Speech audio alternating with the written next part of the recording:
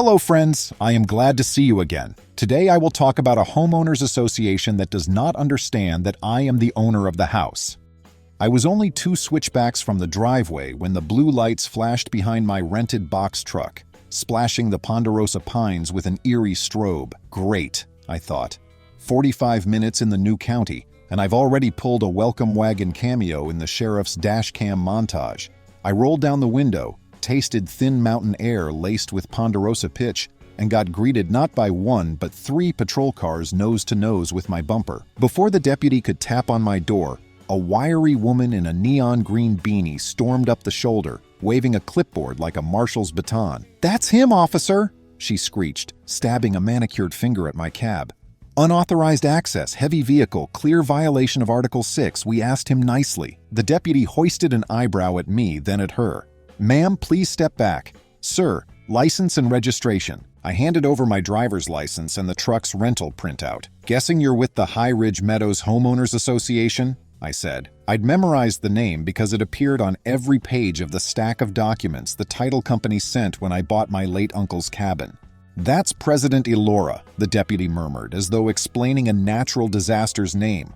"She called 911, said you were trespassing and blocking emergency egress." "Cool," I said, keeping my voice level. "I'm the owner of Lot 17. Got the deed right here." I fished the crisp, county-stamped warranty deed from the glove box, along with the closing statement and a folder that might as well have been labeled, "Come at me." Elora watched, nostrils flaring.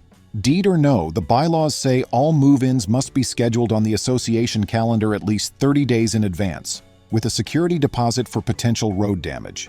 He didn't file a form, didn't pay the fee, and now the emergency lane is compromised." I glanced in my mirror. The lane in question was a one-way gravel climb wide enough for a skinny mule, currently occupied only by my truck and the deputy's cruiser. "The lane looks clear enough," I said. "I'll be unloading at my own driveway, 90 feet off this road past the red gate." Elora thrust the clipboard under the deputy's nose. "Article 6, Section 4. We had no choice but to involve law enforcement." The deputy read for half a beat, sighed, and handed it back. "Ma'am, this is civil, not criminal. He's on a public easement until the private spur, and he's not blocking through traffic. Unless you're alleging criminal trespass or intent, there's no grounds for me to detain him." Elora blinked so hard I thought her eyelids would jam. "He didn't get permission to access the property. That's the whole point of ownership," I said. "Access." She pivoted to me. "You're new here. Traditions keep our community orderly. You wouldn't want your neighbors thinking you're above the rules, would you?" "Going to need the rules to actually be rules," I said. "And legal." The deputy handed back my paperwork. "Sir, you're free to continue. I'd suggest resolving this with the HOA board in writing." His tone said he'd like to nap until retirement instead. Elora's cheeks mottled pink. "This isn't over. Expect fines." She spun on her heel, nearly tripping over a pine cone, and marched toward her SUV. The deputy gave me a rueful half-smile. "Welcome to High Ridge Meadows." He tapped his brim and returned to his cruiser. So that was my first 5 minutes on the mountain. The cabin hugged a granite ledge that caught dawn light the way a lighthouse catches dawn breeze. My uncle, a geologist who loved off-grid tinkering, spent 2 decades retrofitting the shell into a hybrid of rustic charm and science fair, with solar panels angling like black feathers from the shake shingle roof and a rainwater cistern that doubled as an outdoor shower in summer. He'd left it to me along with a note. "The woods break what needs breaking and fix what needs fixing. Listen to them." Typical Uncle Emmett. I parked, hopped out, and stood in silence. The only sound was wind-sifting needles. Peace. Then my phone buzzed. "Unknown number. Immediate action required. You are in violation of HRM Covenant 6.4. Fine. $500 per unapproved day of occupancy. Pay within 48 hours. I laughed out loud. Somewhere Elora was hitting send like it was a carnival whack-a-mole. I slid the phone into airplane mode and got to unloading. I had exactly 4 hours to lug my life's contents, mostly books, guitars, camping gear, and 2 mismatched sofas, before the rental company wanted the truck back in town. My best friend Milo was due with his pickup to shuttle the heavy stuff. Milo was the kind of guy who considered a 6-pack a perfectly valid moving dolly. He texted, "GPS lost, dirt road looks like goat trail. Turn where?" Before I could reply, a white Jeep with the HOA logo and over-stylized mountain peak crunched into my driveway. Not Elora this time, but a broad-shouldered man, maybe 50, sunglasses mirrored like a Secret Service reject. He climbed out holding a tape measure and a phone on video record. "Afternoon, property owner," he called, tone flat as a level. "Need to document roadway condition and cubic footage of incoming goods per policy." "Are you kidding?" I asked, lowering a box of vinyl records. "Do you people have real jobs?" He ignored it, ducked around the truck and filmed the gravel ruts, documenting potential damage. "Road looks fine," a voice said behind me. Milo's black pickup rolled in, raising dust. He jumped out, baseball cap backward. "Everything cool?" "HOA inspector," I said. Milo whistled. "Man hasn't unpacked his first toothbrush and they're already measuring his driveway."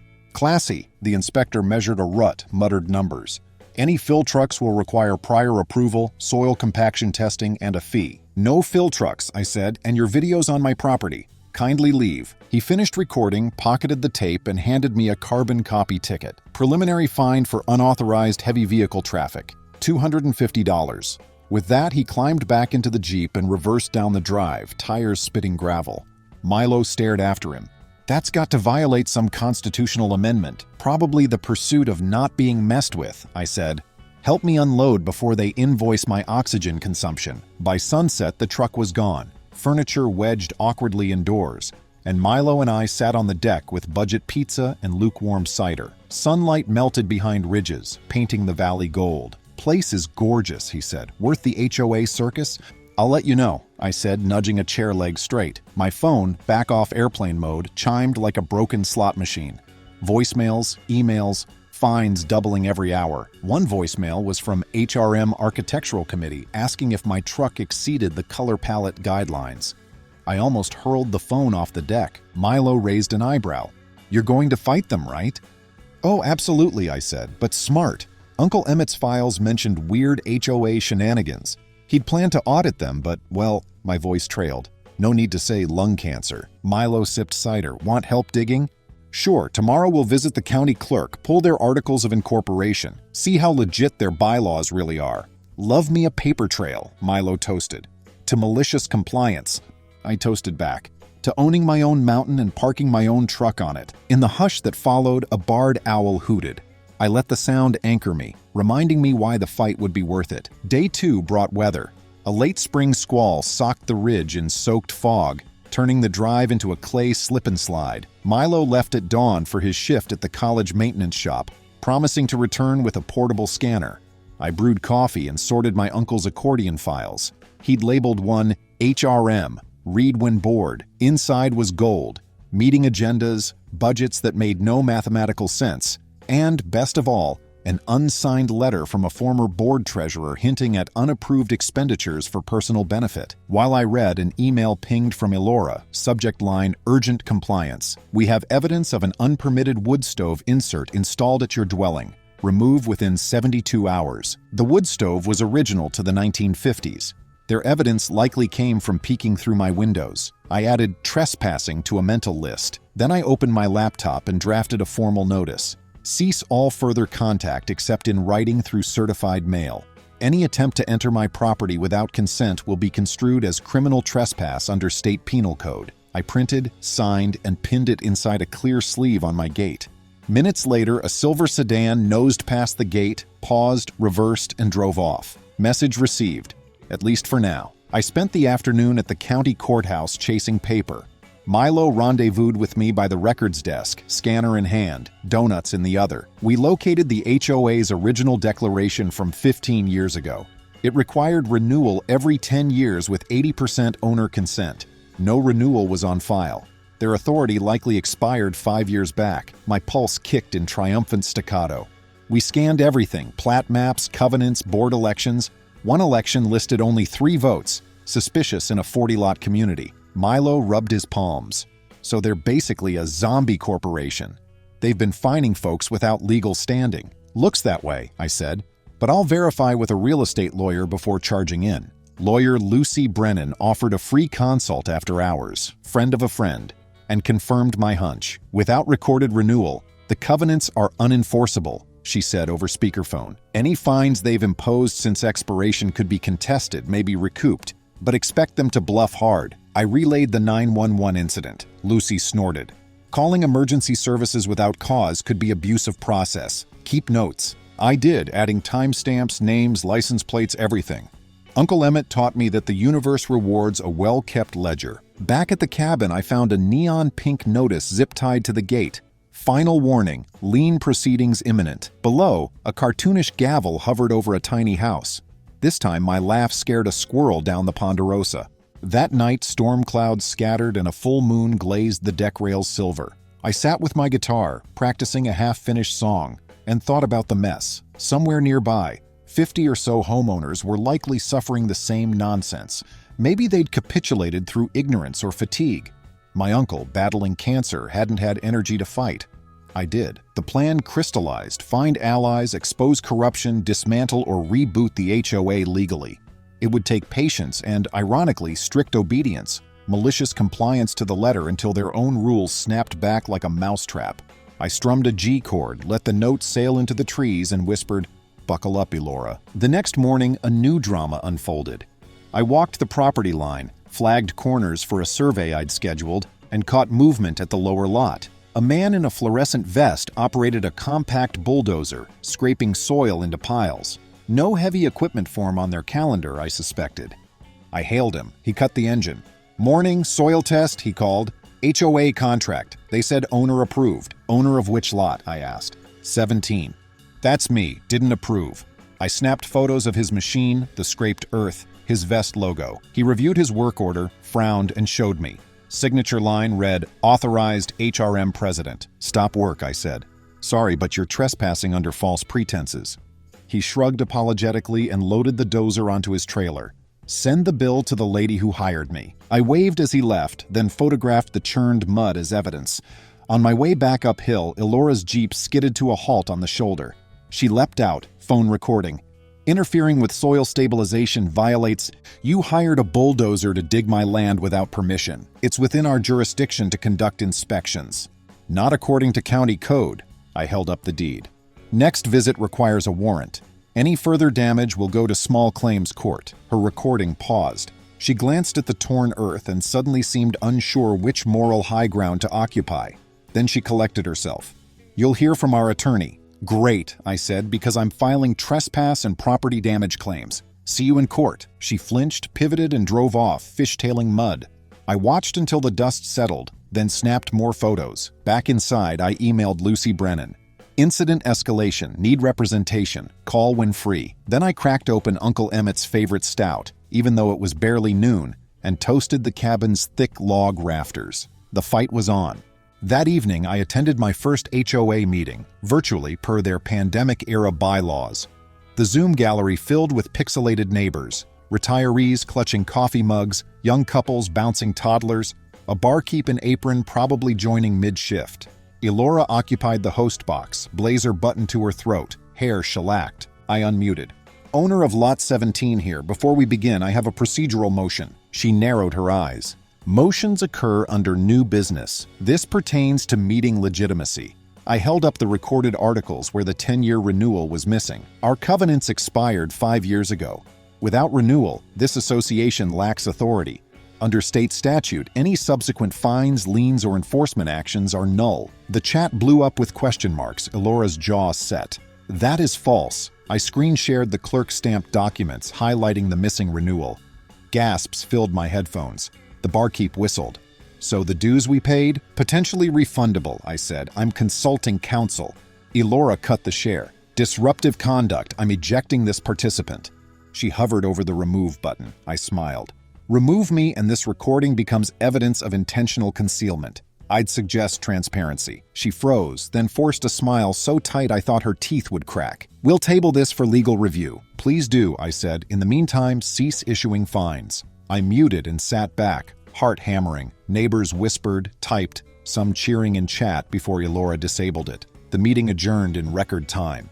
Afterward, my inbox pinged with private messages. "Thank you. How did you find that? Can we talk?"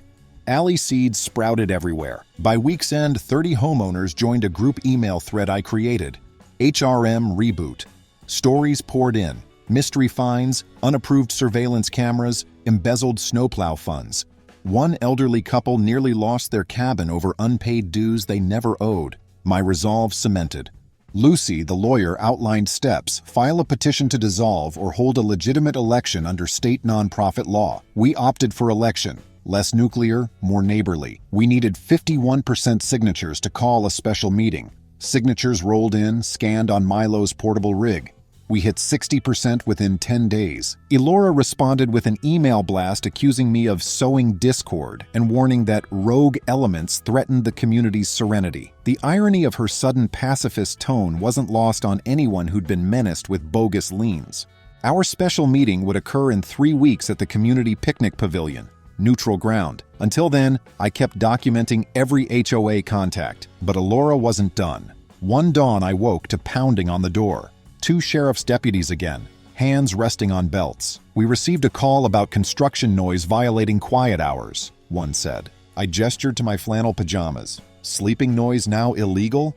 They chuckled. "Looks like a false report. Sorry to bother you." They left, a little embarrassed. I filed the incident log. Abuse of 911 had become Elora's favorite hobby. County dispatch must have had her on speed dial. With each petty stunt, our coalition grew. Neighbors swapped stories over potluck at my deck, Chipotle chili, homemade bread, laughter echoing through the pines. Folks who'd never met despite living a quarter-mile apart bonded over shared exasperation. The mountain, once dotted with isolated cabins, felt like a village overnight. Midway through Chile, a quiet man named Jasper cleared his throat. "I'm certified in forensic accounting," he said. "Retired from the state auditor's office. If someone gets me the association's financials, I can trace any siphoned funds." Eyes turned to me. "Already on it," I said, tapping Uncle Emmett's folder on the picnic table. Jasper grinned and rolled up invisible sleeves. Milo raised a toast. "To mountain justice, cold as the elevation." A week before the special meeting, Elora played her final card. Certified letters arrived to every signer, announcing emergency board policy. Any owner engaged in activities that undermine community stability may have gate access codes revoked. Gate codes? Someone discovered the HOA's gate controller vendor had installed remote lockout capability. Talk about overreach. We prepared response affidavits citing easement law guaranteeing ingress and egress. Lucy drafted a cease and desist. Sabotage of access constituted wrongful eviction. She FedExed it to Elora and the board secretary. It landed at 10 a.m. By noon, an email announced temporary suspension of the lockout policy, pending review. Neighbors celebrated by driving through the gate en masse, horns tooting like a small-town parade. I hiked down the lane, filming joyful drivers. Children waved streamers out windows. Community spirit was alive and firmly against tyranny. The night before the vote, I sat on my deck, guitar across my knees, moonlight frosting the strings. The air smelled of cedar and a storm brewing beyond the ridge. I remembered Uncle Emmett teaching me chord progressions here when I was 12. His calloused hands guiding mine. Tomorrow we'd finish what he'd started. Milo sat beside me, peeling the label off a root beer. "Nervous?" "Focused," I said. "But yeah, nervous." "Worst case? They keep power, triple fines, wage endless suit. And best? We free the mountain." Milo clinked bottlenecks with mine. "Bet on best." I strummed, the notes rising into the darkness, and for the first time since the blue lights in my mirror, peace settled in my chest. Whatever happened tomorrow, I had community. And community, I realized, was the real ownership I'd gained. The special meeting Saturday cracked open clear and bright, as if the sky itself wanted a front row seat. I arrived early with Milo, Jasper, and 2 rolling coolers, one stuffed with coffee urns, the other with envelopes of evidence copies. We set up folding tables under the picnic pavilion's log rafters. Bluebirds fussed in the eaves. Somebody's golden retriever lay beside the flagstone path, tail thumping with each new arrival. By 10:30, nearly every owner had shown. Cars lined the gravel loop. Latecomers hiked from pullouts a quarter-mile down. Retirees in denim jackets chatted with young parents corralling toddlers high on donut holes. For the first time since buying the place, I could match faces to porch lights I'd seen flicker across the valley at night. Elora arrived last, flanked by the other 2 board members. Gavin, the road maintenance chair whose pickup always seemed curiously free of tools, and Serena, whose title, Architectural Harmony Officer, sounded invented to justify a new letterhead. All 3 wore matching navy windbreakers with the HOA crest, as though uniforms equaled authority. They didn't speak to neighbors. They clustered beside the stone fireplace, whispering. At 11 sharp, I tapped the wireless mic we'd rented. Good morning, I'm Cameron, Lot 17. Our agenda is simple. Elect a legitimate interim board and commission an audit. State statute requires we cover procedural ground first, so bear with me. Polite applause rippled. Elora stepped forward. Point of order. The current board was duly elected. This gathering lacks standing. I flipped to our first exhibit and held it up. These petitions bear 68% owner signatures, notarized. Under Section 21, 139 of the Nonprofit Act. That's sufficient to call a special meeting. Further, because the association failed to renew its articles, the only legally recognized action now is re-establishing governance or voting to dissolve. We're choosing the former. She opened her mouth. I raised a second sheet. Also, by proxy ballots you solicited after petitions were filed are invalid. State v. Eldridge 2011 sets that precedent. Council verified. Lucy Brennan sat in the front row, tablet glowing, and offered a small wave. Eyes swung to her, then back to Elora, who shut her mouth like a sprung trap. We distributed paper ballots, yes to install a caretaker board composed of volunteers until a formal election in 90 days. No to leave the old board. Jasper oversaw the locked ballot box while I read names from the roll, each homeowner dropping their vote. The process felt slow, mechanical, and gloriously transparent. A photocopied antidote to the backroom fines of yesteryear. While people queued, a side thread unfolded. Mrs. Dahlia, the 79-year-old who nearly lost her cabin to wrongful liens, shared cookies shaped like pine cones. She pressed one into my palm. "Whatever happens, thank you," she whispered. The gratitude sat heavier than the legal burden. I promised myself again not to let these folks down. Balloting closed. Jasper carried the box to the center table. He and 2 volunteers, one nominated by Elora to ensure fairness, counted aloud while Milo live-streamed to a private group chat. When they finished, Jasper cleared his throat. Total ballots 41, yes 33, no 8. Measure passes with 80%. Applause exploded, echoing off the rafters, birds scattering above. I exhaled for what felt like the first time in weeks. Elora remained stone-faced. Gavin muttered something about recounts. Serena stared at her shoes. But the membership had spoken. The interim board, 5 volunteers including me, Jasper, and a former city planner named Yvette, took seats at the folding table. First motion, suspend all outstanding fines and liens pending legal review. Passed unanimously. Cheer. Second motion, authorize Jasper to access bank statements back to formation, with Lucy Brennan as outside counsel. Passed. Another cheer. Third motion, require any future use of emergency services to be approved by 2 board members unless actual danger exists.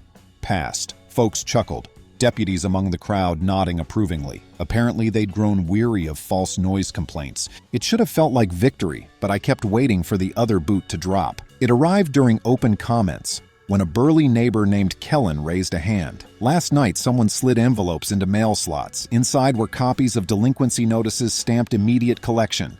Scare tactic? He held one up. Gasps. Elora feigned surprise. "I authorized no such mailing," she said, but her voice wobbled. Lucy stood. "For the record, distributing false debt notices may violate state consumer protection law and federal mail fraud statutes.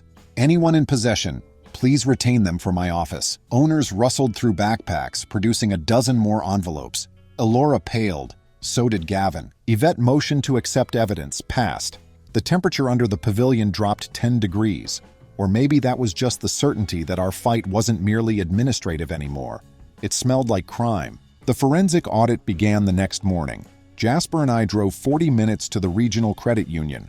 Armed with fresh board minutes and letters of resolution, we convinced the branch manager to grant read-only online access. 5 years of statements populated Jasper's laptop while we sipped lobby coffee.